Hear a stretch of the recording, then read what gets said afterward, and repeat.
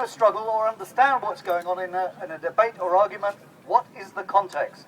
And the context that we've got to confront here, it seems to me, is the things that the previous speakers have spoken about. A generalized attack on pensions, on jobs, on security, on our very idea of a stable future in which we can plan, and the reason for it is because we, those who work in this country for a wage that keeps the country going, are being made to pay for a crisis that is of our doing not at all. And we are saying, no, we will resist it. But we should recognise the government's determination.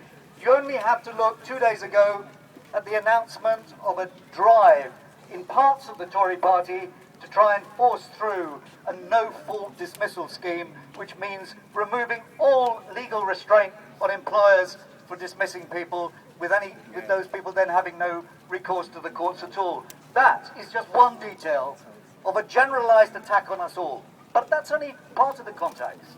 The other part of the context is the resistance across Europe to the austerity measures, and if we lose sight of that, we depress ourselves with the assault that's coming against us from the government. We have to recognise that the tide is turning, that there is a worm turning, if you like, and that is the worm of people refusing simply to be buried under the ground and saying, enough, no to austerity measures. It's happening in Greece in the Greek general election. It's happening amongst the 50% of young people in Spain who are unemployed, and that is part of our struggle in Britain, but part of our struggle here at the University of Sussex as well. When the management here say that this isn't about cost cutting, I say to the management here, to the Vice-Chancellor, and I am a respectable person, I don't issue insults easily, you are a liar.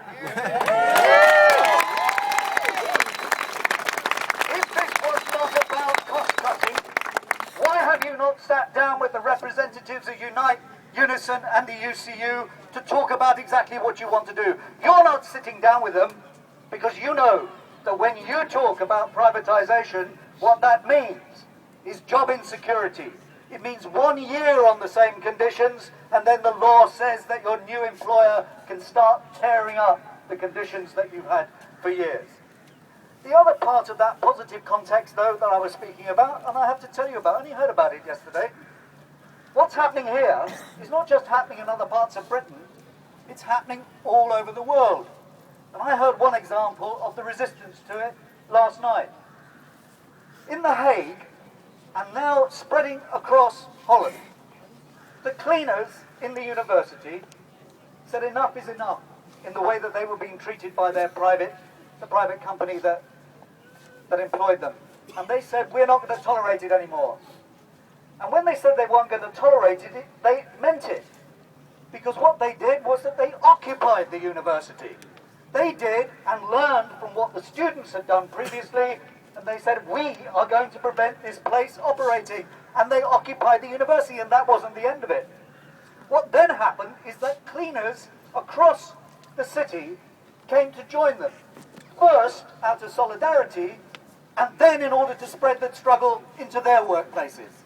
And then the students joined them. And then the lecturers gave support to the students and the cleaners. And I think that's what we've got to start doing here, in this country, and I would suggest here in Sussex. I've heard previous speakers say about the importance of the law and the employer's obligation to negotiate with the trade unions, and that's right, and we must make take every opportunity to use the law to force the employers back into negotiations. But I think we also have to be clear that what they want to do is to force this through over the summer so that it's a fait accompli when people come back next year, or the contracts or the initial contracts have been signed. We've got to force these people back into negotiation. And I think as a member of the NEC, that's the story that I and your delegates from the UCU that are going to our Congress have to communicate to our Congress. That we have to fight. And we can fight. This university says it's not going to talk about it to you. Oh, really? Does it or does it not have 4 sessions of graduation ceremonies coming up?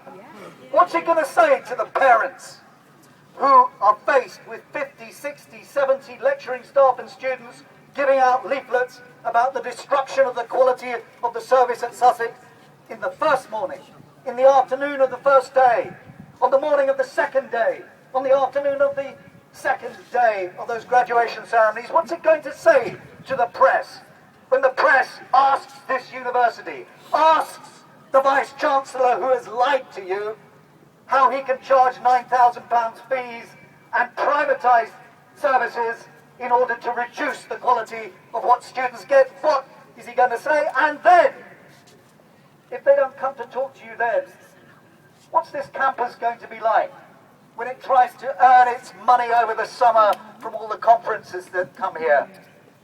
Which trade unionist coming to one of those conferences is going to come to the conference when they're told what's happening here, and they've been asked by your different trade unions here to boycott it, when they'd have to cross picket lines in order to go and have academic and scholarly discussions? I don't think there were many that will do that.